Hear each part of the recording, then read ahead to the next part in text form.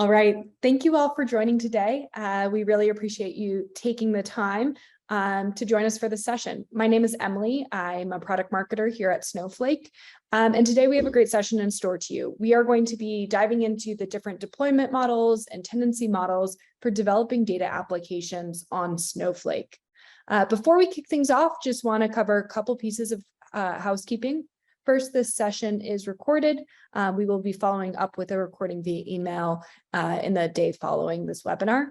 Second, if you have questions throughout the session, feel free to ask them via the Q&A panel.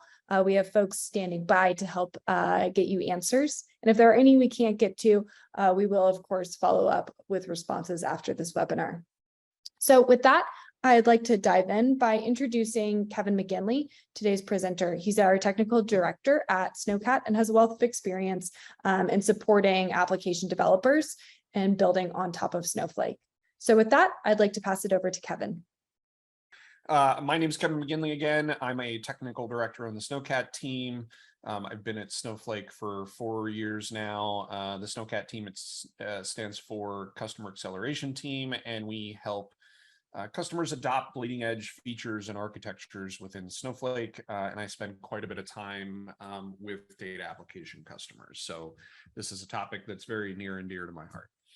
And when we say data application customers, what we're really focused here are applications that are built for external facing audiences.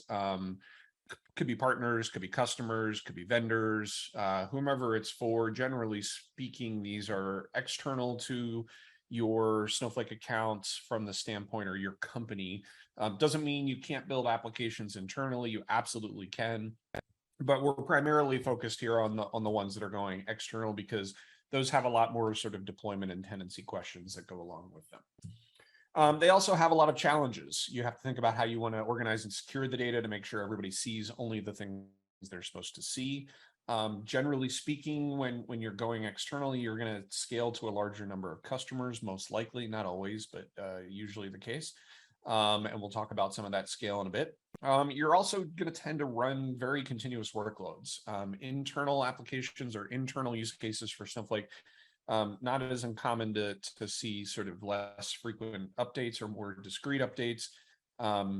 But in an application, you're going to be running things continuously, whether it's users accessing the system 24/7 or whether it is you processing the data 24/7.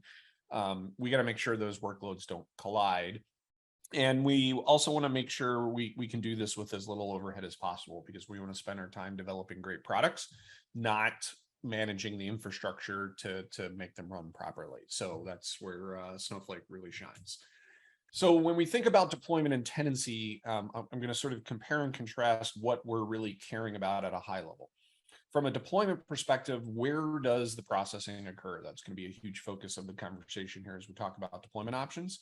Who owns the data at rest? And by at rest, I mean after the processing of the data has been done, who is the sort of keeper of the final data? Who is entrusted with keeping that data? We'll talk about that. And then ultimately, who's paying for Snowflake costs? Whether it's storage or compute, who's paying for those costs? So we'll talk about that from a deployment perspective.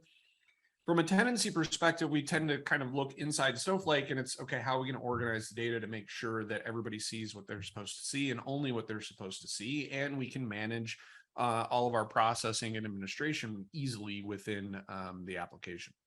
How are we going to secure the data? Kind of alluded to this. And who's using which compute resources? We're going to talk about tenancy from both a storage and a compute angle. You can look at each one differently or similarly, as the case may be, but that's because of the great Snowflake architecture that separates storage and compute that gives us that flexibility to look at it differently from both angles. Okay, so let's dive into the deployment approaches.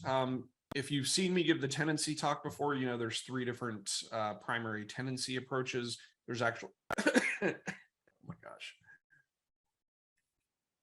Sorry for the person listening to this recording. There are 3 different deployment approaches as well. The first one is what we call managed applications. And this is where the builder is going to build and run the application within their Snowflake account. Consumers are going to connect to it using a variety of different methods that we'll talk about in a bit, but everything's sort of under the builder control here. We just recently started talking more about connected apps. We've had lots of customers building managed apps for quite a long time. We've had a few building connected apps, but we've seen the demand for connected apps increase significantly over time. And the reason is because there are more and more Snowflake customers that want apps to run inside their account, so they don't actually have to pick up data and move it elsewhere. The app is going to connect into the customer Snowflake account with some degree of provided credentials, and most of the storage and compute is going to happen inside the customer's environment instead of the builder's environment. The next model that we're introducing this week, which you may have gone to a few keynote sessions on, are native applications. And here's where a customer is installing an app from a marketplace and it is running in their account without the builder actually having to connect into their account to do it. So the builder designs the app in a way that it can run in the Snowflake account of all their customers without them actually having to log in and orchestrate anything. Which one of these you're going to choose will sort of be driven by your business model, what kind of data privacy concerns there are, what are the data processing and access needs. And as we'll talk about, it is possible for a builder to adopt multiple of these different approaches as they think about their application, and we'll get in a bit more detail. So common traits of each approach. If you're doing managed, you're kind of approaching this more from a cog or a SaaS perspective. You're okay with the cogs of Snowflake being part of the whole cost of the service. You're either going to do something to manage everybody's consumption, or you're going to make people pay for their consumption. From a data perspective, you're going to control the raw data. Maybe you give customers access to it with data sharing or data exports or APIs, but for the most part, you're going to be in control of the data. And you can scale this to tens, hundreds, thousands, even tens of thousands, hundreds of thousands, millions of customers. We have some data apps that are that large delivered on Snowflake. In a connected model, you're going to turn your attention to sort of one of two major areas. You need better margins in your product pricing. You don't want the cost of Snowflake dominating your price to the customer, or you have customers who are demanding that their data stay within their account and they don't want you to be the caretaker of their data. You may also want to build for multiple platforms and not have vendor lock-in, so you can build for customers who may have other data warehouse platforms. But from a scale perspective, there's going to be a little bit lower of a degree of scale here, tens, hundreds, maybe thousands. But generally speaking, you've got to have really good automation in place if you're going to be connecting into thousands of customers and sort of running your code in their account, in that manner. Possible, but more common that it's on the smaller side compared to managed. And then native applications are very much like connected apps in that you've got a lot of the similar traits there, but in addition, you have the ability to build your app in a way that it can run in Snowflake without you having to intervene as a builder. You don't have to actually connect to the Snowflake account of the customer. You can have your app automatically orchestrated there using Snowflake primitives, which we'll talk more about. You also potentially want to list and sell your app on the marketplace. I say potentially you want to list your app on the marketplace, potentially sell on the marketplace using our monetization feature. And because a customer is installing this in their account, there's really no scale concerns on your part. However many Snowflake customers are out there is the sort of scale that you have accessible to you. This is just getting started, so I can't claim that we've got customers with builders with thousands of native app customers yet, but that's our goal to get there. So let's dive into these deployment approaches and look at them in more detail. So I'm going to do this with sort of a diagram on the left side. We'll go through some high-level points here, some benefit points, and then we'll kind of walk through a number of trait characteristics and kind of describe what's going on in the diagram. So with managed apps, you're going to access a wider range of customers. It doesn't matter what tech stack your customer has. They could have Snowflake, they could not have Snowflake. Doesn't really matter because they're using your app in your environment. And that allows you to access a wider range of customers, as well as less technical customers as well, because maybe they don't want to run their own Snowflake, maybe they don't want to run their own tech stack. And so there's broader appeal there. You get to control the end-to-end experience as a builder, and because all of this compute and all of these infrastructure costs are built into your app, you're going to generate higher tiers of revenue, which may be attractive to you. So as we kind of walk through this diagram, when you build a managed app, you will have a Snowflake account, be part of the data store equation within your app, but you may have other CSP services that are part of your application, and that's perfectly fine, and that's perfectly common. So lots of options for how you design the architecture in a managed app. As a builder, you're most likely ingesting the data on behalf of the customer. Maybe you're having the customer send you the data, but generally speaking, you're sort of in charge of ingesting it and processing it within your cloud service account, cloud or CSP, or within Snowflake. All of that is coming into your Snowflake account. The data rests with you. So the final processing end state is with you. You're the caretaker of the data. As such, you're paying for all the Snowflake storage and compute. You can pick whatever tenancy model you want, as we'll talk about later.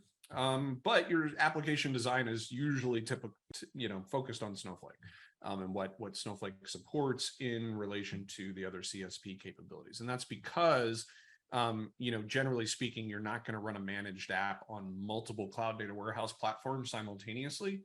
That will apply more to connected, as we'll talk about in a bit. And then lastly, your customers are generally going to go through an application tier to get to your app.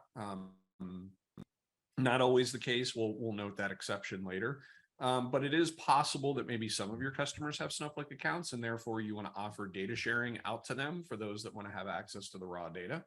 You might also publish some APIs. You may allow data exports, whatever the case may be. But there's multiple options there for customers to get access to the raw data if you want to allow it.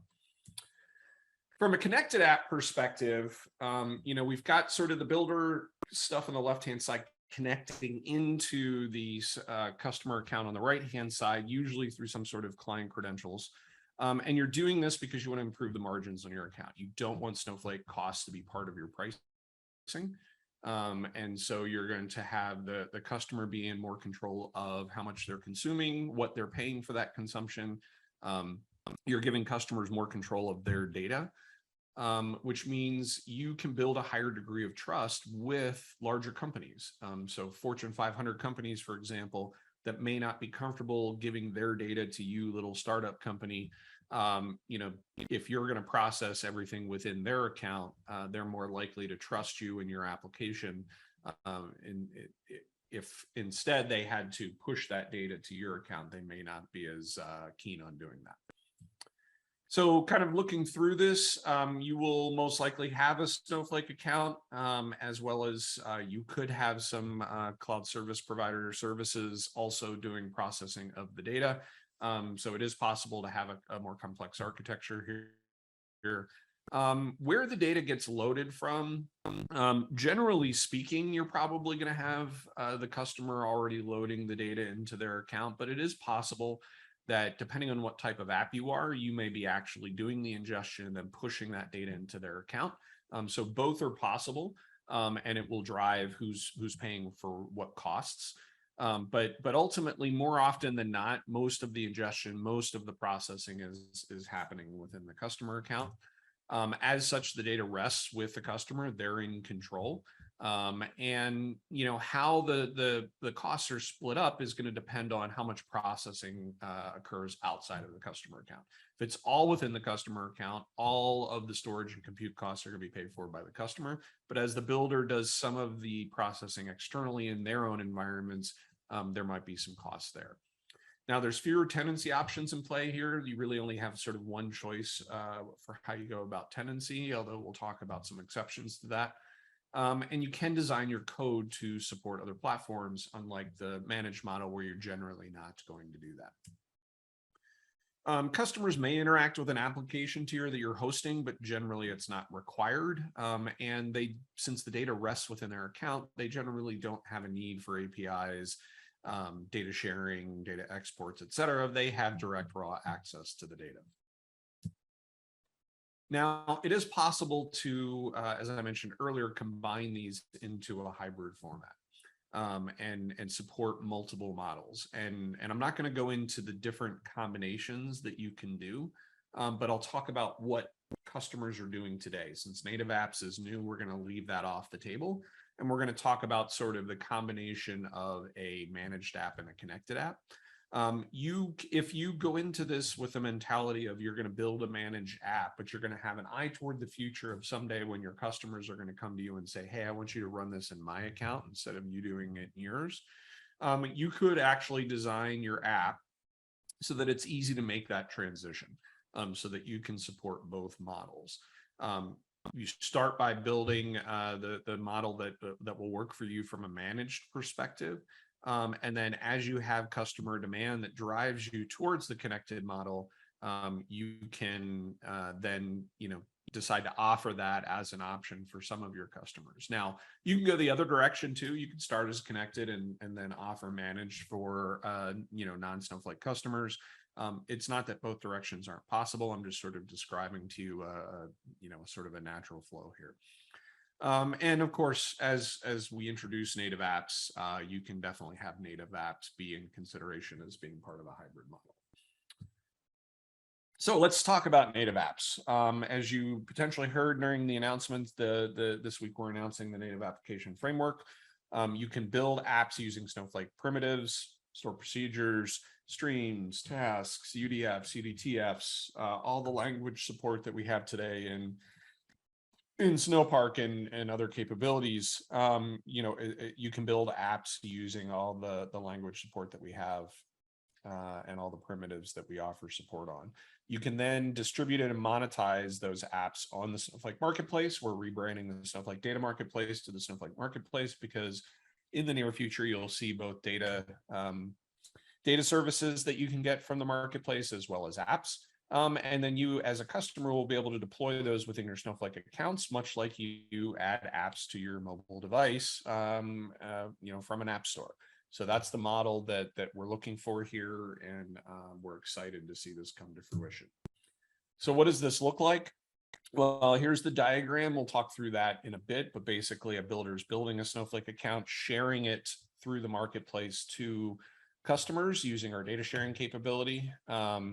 And most of the benefits that you get of this start with the connected app benefits, but also you can list and monetize your application on the Snowflake Marketplace, and you can run these apps in your customers' accounts without actually having to log in and access them, which will make their security teams much happier.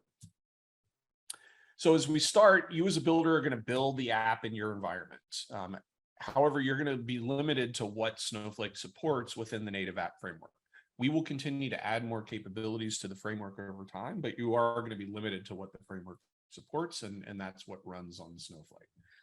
So you're going to build that in your accounts. You are then going to list that on the marketplace, and you're going to design that app with one of sort of two things in mind. One, that the data is already in the customer account. That's kind of what we're showing on the right-hand side.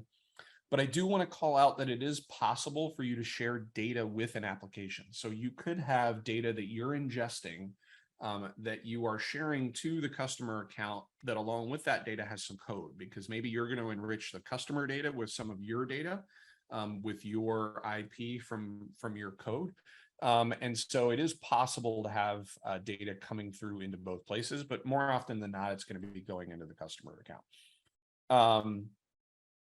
The builder's application will process the data in the customer account. That's definitely what will happen. There will be no processing over in the builder account. So the only compute costs, so the data rests with the customer, and the only compute costs that the builder has are what they use to sort of design and develop the application. All of the storage and compute costs happens on the customer side. There's really only one tenancy model in this approach, and the application design is very specific to Snowflake. You're not going to pick this up and run it on some other marketplace somewhere else. Doesn't mean you can't take the logic of your code and rebuild it for another platform, but the portability of it is not as strong as other platforms. The customer is going to interact with the data directly in their accounts. This last bit is something unique to native apps.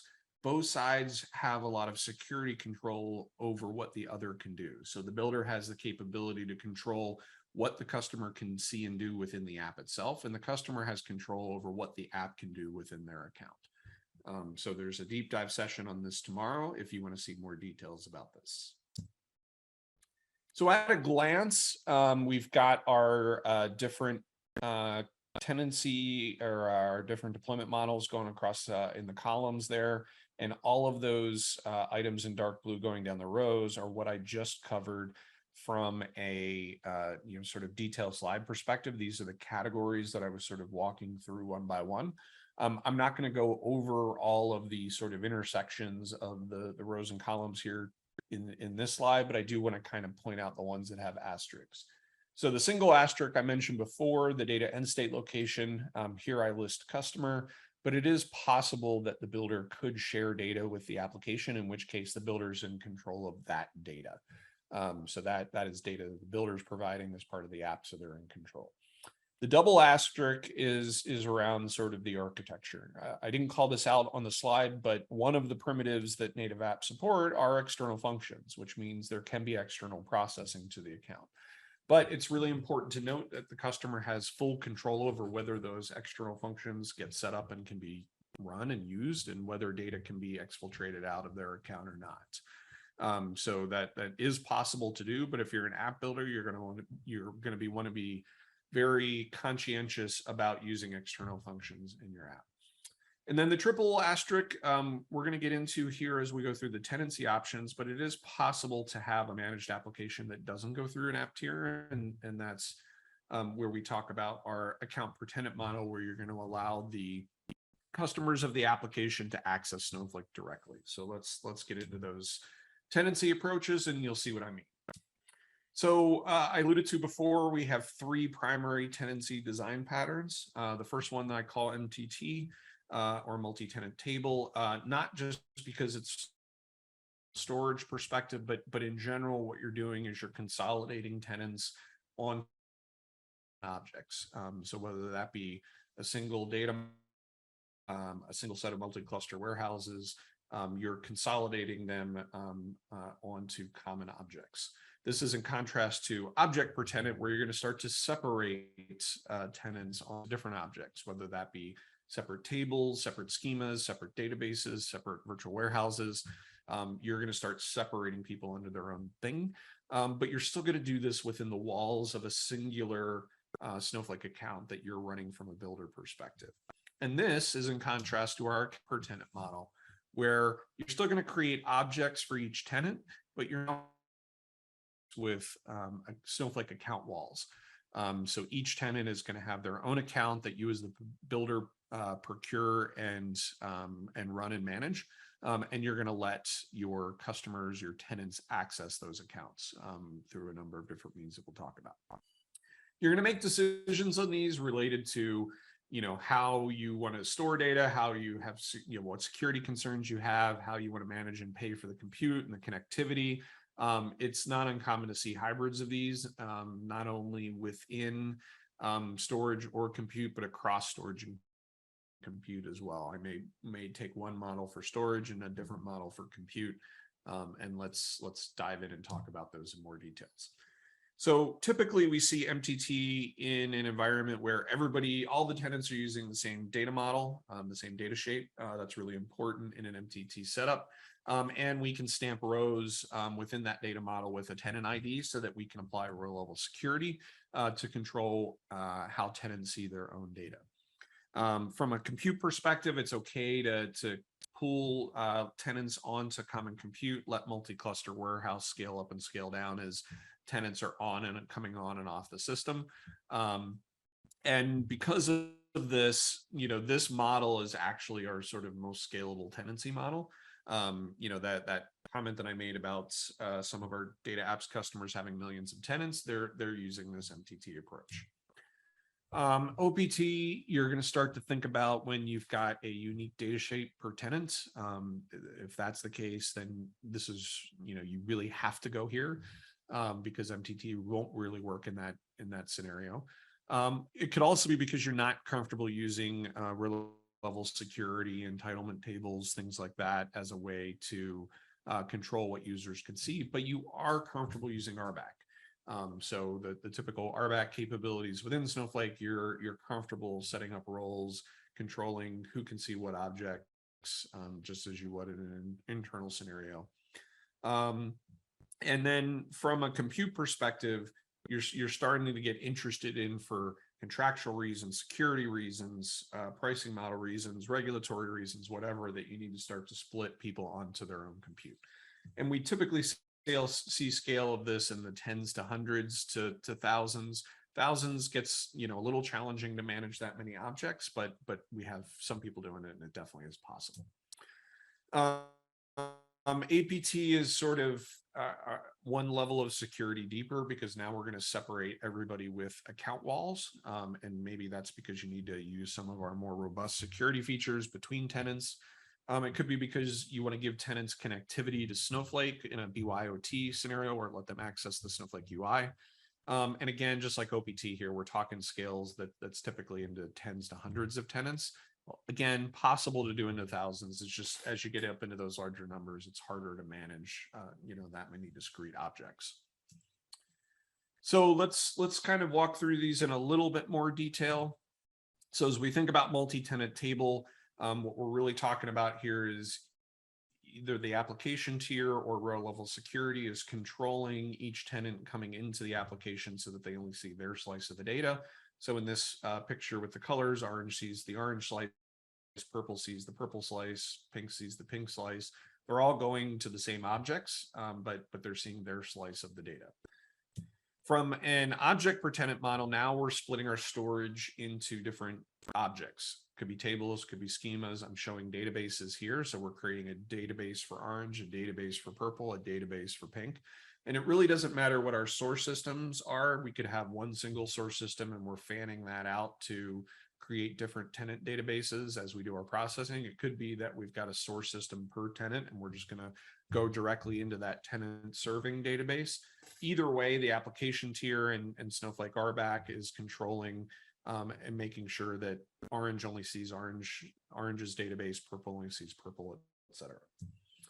In an account per tenant model, we're going to do the exact same thing. We're just now going to draw walls around each of the tenants' databases.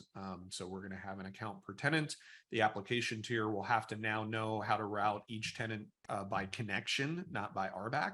Unless we have a scenario like we see with Pink here, where we're not even going through an application tier. Instead, the customer is connecting to Snowflake directly, either because they're going to use the Snowflake UI or they're going to bring their own tool.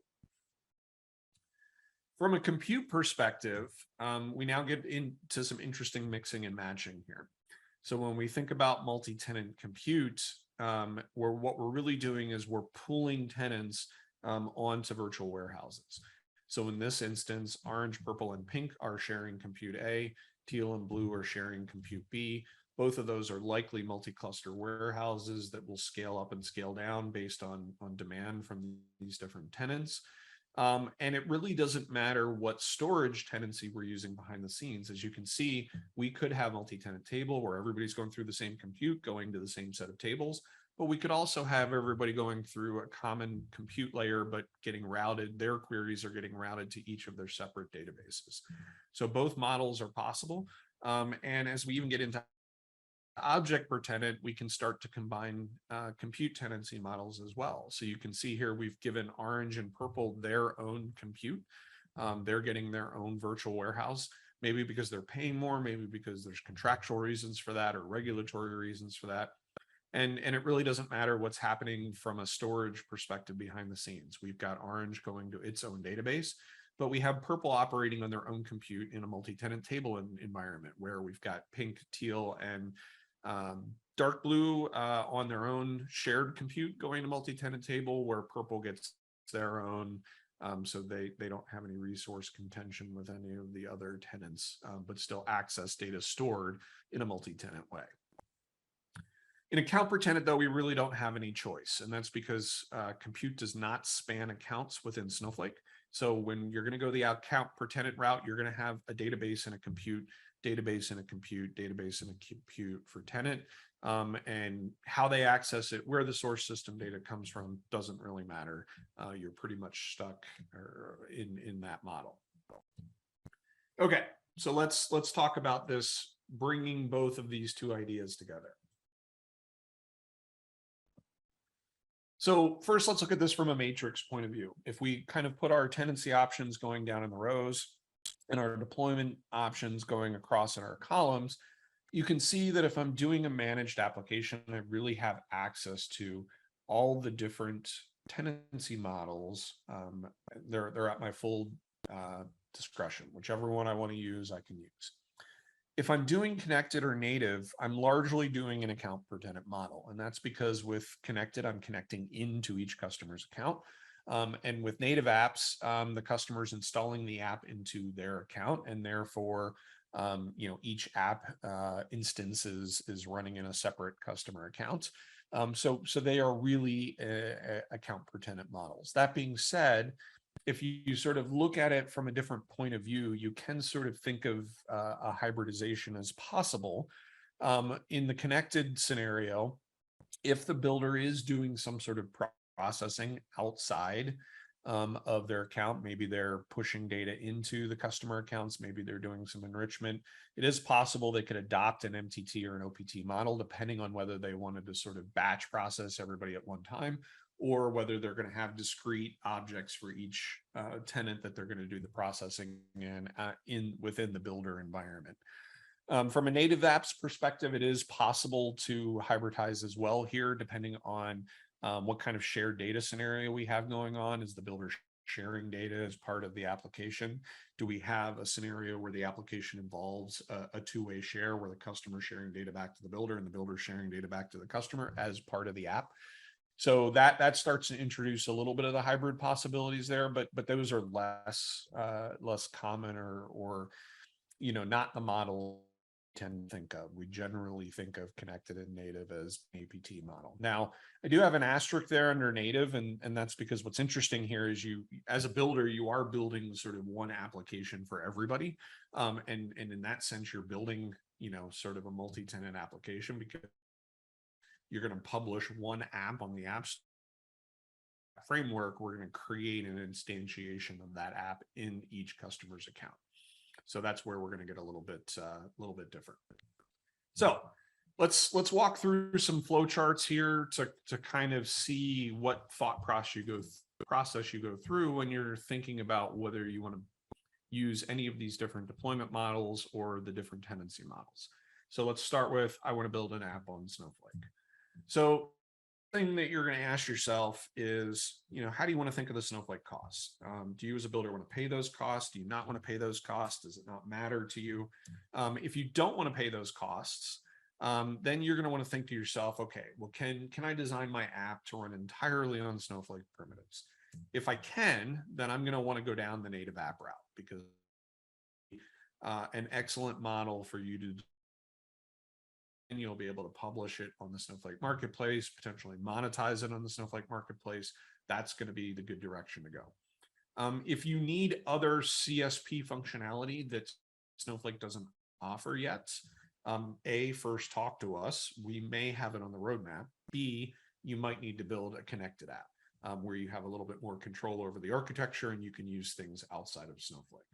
Kind of going back to the cost question though, if you're okay owning the costs, the next thing that's going to be a consideration is your customer okay with you controlling the data? If the customer is not okay with you controlling the data, or they want to house their own data, is probably how I should say that, so the yes makes sense, then you're going to kind of go back to the path that we just walked down. You're either going to build a native app or a connected app because you need to run in the customer account, and there it's just going to come down to how are you able to build that app?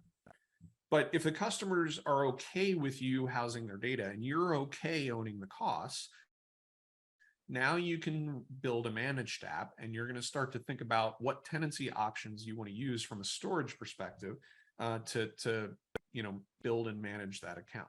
So first, you're going to think about, do you have external forces dictating what isolation rules should be? It could be your industry, it could be the contracts you have, any number of reasons. do those reasons, those rules enforce any kind of encryption key per tenant? If they do, you have to go the APT route because Secure only works at an account level. Not most of our managed apps don't go this path, but there is a small number that do. Then if that's not really a consideration, then we can start to look at, okay, how are we going to make sure everybody sees what they're supposed to see? So can RBAC isolate tenants? If you're not comfortable with that, then you need to give everybody their own account, because that account isolation is how you're going to manage separation. That's how you're going to ensure that one customer can't see the other's data. If you're okay using RBAC to do that isolation, then you ask yourself, well, am I also okay doing row level security? If I am okay, then I can consider MTT. If I'm not okay with using row level security, then I'm going to go an object per tenant model, and I'm going to use RBAC to do that separation. Okay, so now we've sort of figured out if we've got rules we've got to follow from a legal perspective, here's the path we're going to go. But what if we don't have any of those rules? Well, let's start asking some other questions. Can tenants connect directly to Snowflake? If they can, we have to go the APT route. That's something that Snowflake dictates. If we can't, then we can ask another question. Are data structures unique per tenant? If they are, then we have to go the OPT route. We can't do MTT if everybody's got a different data model. It just doesn't work. But if they're not unique per tenant, then you ask yourself, well, how many tenants do I expect to have over the long haul? If I expect to have a lot, then I'm probably going to want to start with an MTT model so that I can grow into those tens of thousands, hundreds of thousands, millions of tenants. But if that's not a consideration for me, then I can really just look at what are my preferences for isolating tenants. Do I like an RBAC model? Do I like a row level security model? What's more comfortable to me? And make your decision that way. So those are your storage considerations. Let's look at this from a compute perspective. And I covered storage first because a lot of those things that we just talked through from a storage perspective, kind of also apply from a compute perspective as well. And so we ask ourselves, well, was there anything in what we just looked at that dictated I need to do a managed app? Was that sort of the output of the previous slide? If not, then did the previous slide dictate a native app? If it did, then I'm going to build a native app. If it didn't, I'm going to build a connected app. And the reason being is because, again, compute does not span Snowflake accounts. And if I'm running in the customer's account, I'm going to be using mostly their compute to do all of the processing of the data. So from a compute path perspective, we're going to largely follow what we decided on the previous slide. Did the previous slide dictate account per tenant? Because if it did, well, I have to stick with account per tenant from a compute perspective as well. I'm going to build a managed app and it's going to be APT. I really don't have a choice there, as I mentioned on the previous slide. If APT was not an output of the previous slide, now I can start to ask some other compute specific questions. And the first one I'm going to look at here is how do we feel about tenant cache? If I pull tenants on a common multi-cluster warehouse, their cache is all going to exist on that multi-cluster warehouse. We do secure it using our normal security mechanisms, but in some regulated environments, it may not be okay that data is mingled on common pooled compute. So if it's not okay, then we need to start creating a warehouse per tenant or go the OPT route. Another question, if that's not really an issue for us, how do we feel about analyzing our COGS per tenant? Do we need a very strong calculation, a very strict calculation to know exactly how much each tenant is generating, or how much cost each tenant is generating within our application? If we have that strict need, we're going to need to go the OPT route, because it's much easier to calculate a true cost per tenant when they're using their own dedicated virtual warehouse. But if I'm not interested in that, if I'm okay with an approximation, or I don't even need that at all for whatever reason, then I can start to look at some other things, like what about resource contention? If I have one tenant that runs a lot of queries, runs a lot of bad queries, and that might affect other tenants, am I okay with that? In some instances, depending on what tenants are paying for your service, they might be in a tier where you're okay with that. And if you're not okay, you're going to go the object per tenant route and give each one their own dedicated warehouse. But if you are okay, you can now pull them on a common virtual warehouse. And again, you might have a scenario where you're doing both. Some are willing to pay more to have that isolation and not deal with any resource contention. Others pay less and they know they're sort of in a common environment. Great. Thank you, Kevin. Really appreciate you taking the time to walk everyone through this today. And thank you to everyone who joined us. So with that, hope you have a great day. Thank you very much.